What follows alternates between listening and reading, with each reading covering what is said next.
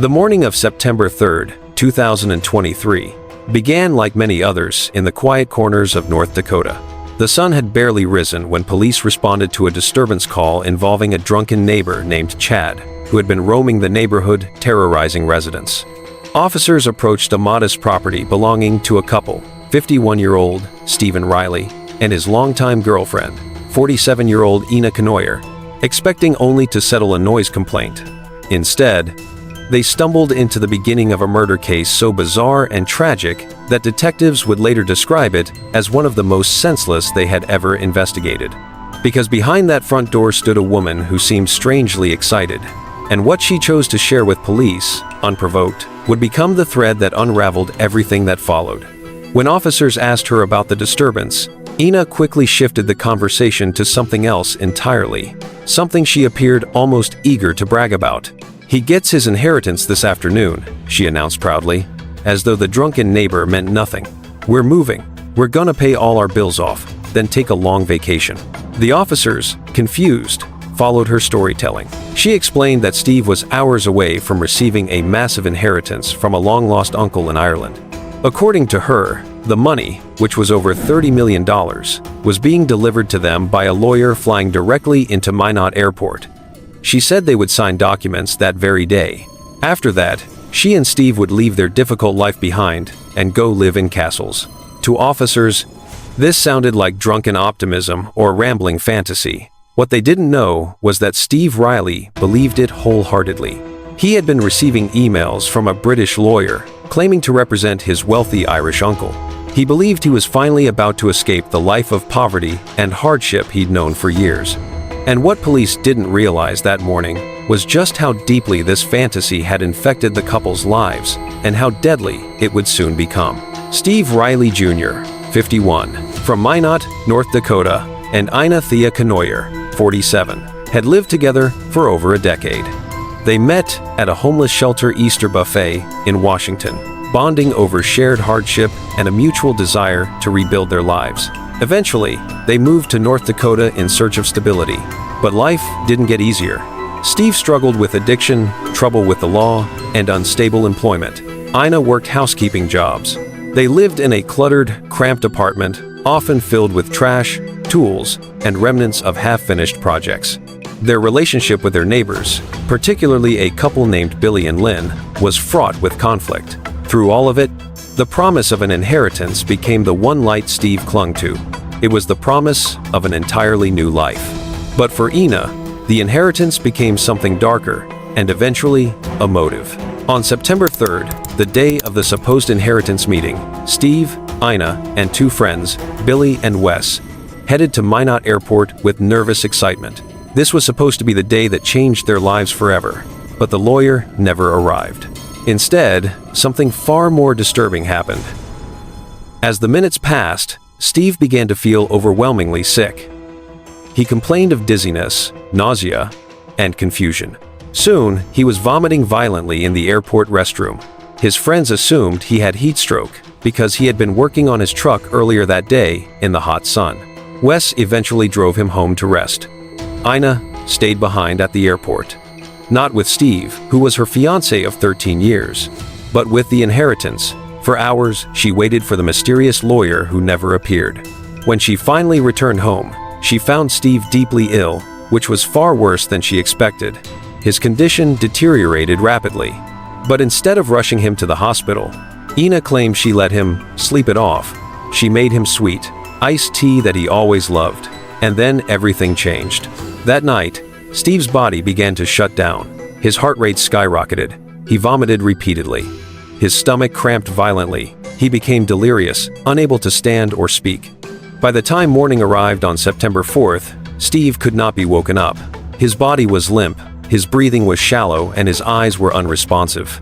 At 11:21 a.m., Thea finally called 911. Paramedics arrived to find the home in disarray. Trash littered the floor.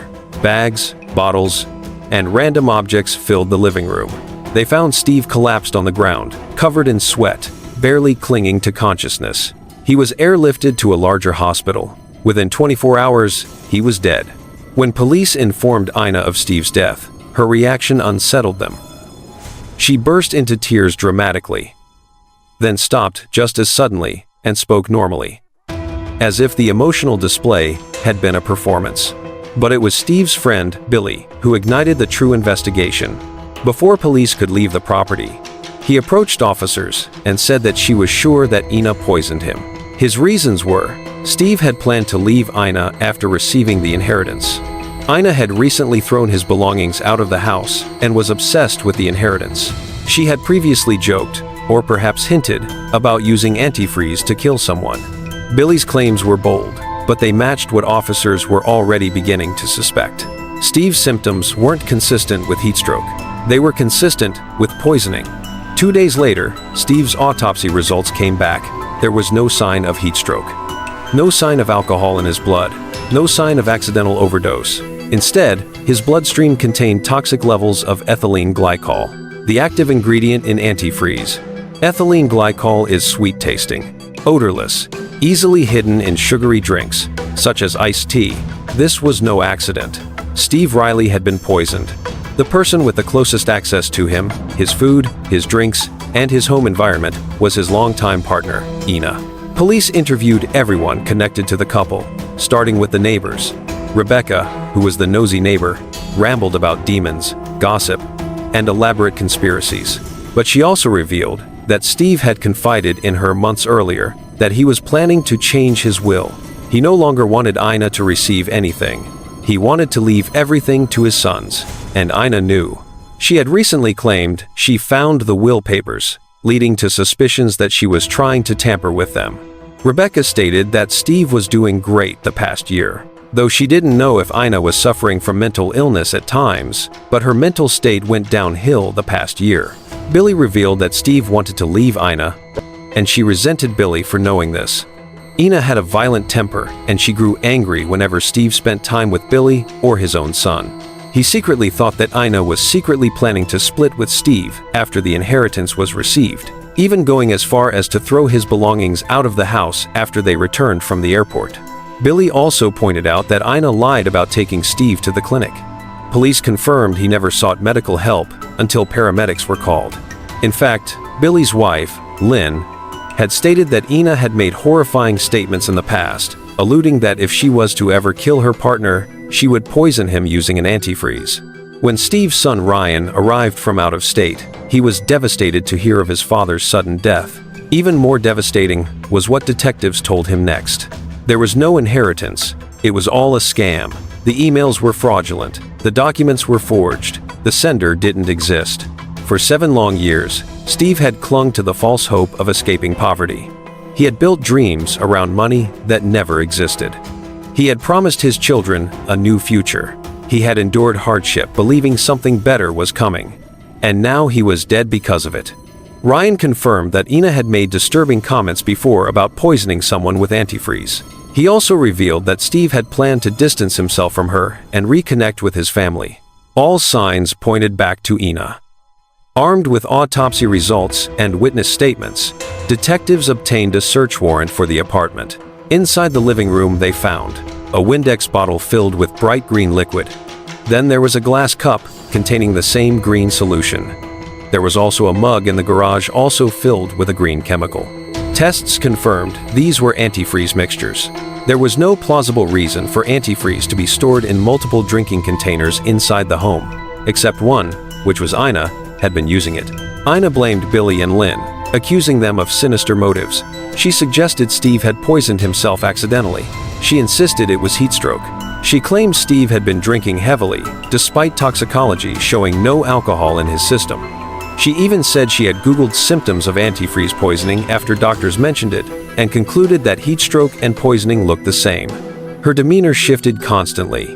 She scratched her arms, avoided eye contact, stammered through her stories, and seemed unable to keep her details consistent. When detectives confronted her about the antifreeze containers, she had no explanation at all. When asked what Steve had consumed the day before he collapsed, she hesitantly admitted she had made him iced tea. Sweet tea. The perfect drink to disguise the taste of ethylene glycol. The evidence was overwhelming. Ina had both the opportunity and the means. She also had the motive. The inheritance that she believed was coming, though entirely fake, had become the center of her life. She feared being cut off. She feared being left with nothing. And in her mind, killing Steve meant securing the fortune for herself. On October 30th, 2023, Thea Kenoyer was arrested for the murder of her partner. As officers escorted her in handcuffs, she insisted she was innocent. Through tears, she declared that she had lost the love of her life and that she never would have harmed him. North Central District Court Judge Richard Hagar ordered a $1 million cash or surety bond for the woman accused of allegedly poisoning her boyfriend. Miss Kenoyer was being held at the Ward County Detention Center in Minot, a city roughly 110 miles north of the state's capital, Bismarck. Thea Kenoyer appeared in district court in Minot on Tuesday afternoon, a day after being arrested and booked on the charge of murder, intentional, knowing, or with extreme indifference, a Class A felony, which carries a maximum penalty of life without parole. While Hagar advised Kenoyer of her rights at the hearing, the accused woman interrupted several times to profess her innocence. Ward County State's Attorney Rosa Larson asked the court for a bond of $1 million. Months later, accepted a plea deal and admitted to poisoning Steve by mixing antifreeze into his sweet tea. She confessed that she believed she would inherit his supposed fortune if he died. She did not know or refused to accept that she was chasing a fantasy created by scammers. In May 2024, received a sentence of 25 years in prison, with an additional 25 suspended, along with 10 years of supervised probation. She was also ordered to pay $3,455 in restitution to Steve's 5 sons, whom she had attempted to cut out of their father's legacy through murder. In court, family members expressed their grief and outrage over Kenoyer's actions. Riley's sister, Stephanie Gonzalez, criticized the leniency of the sentence, stating, "To have you take away someone so important, it's just hurtful." His son, Ryan Riley, also spoke of the deep emotional impact of his father's death, calling it a selfish act driven by greed. Kenoyer is currently serving her time at the Dakota Women's Correctional Facility and Rehabilitation Center. Ina's first chance at probation will come in 2050. Her estimated release date is January 27, 2045. Looking back, the tragedy of this case lies not only in the murder itself, but in the cruel deception that set everything in motion. Steve Riley lived for years believing his life would one day turn around. He clung to the idea of an inheritance he never questioned.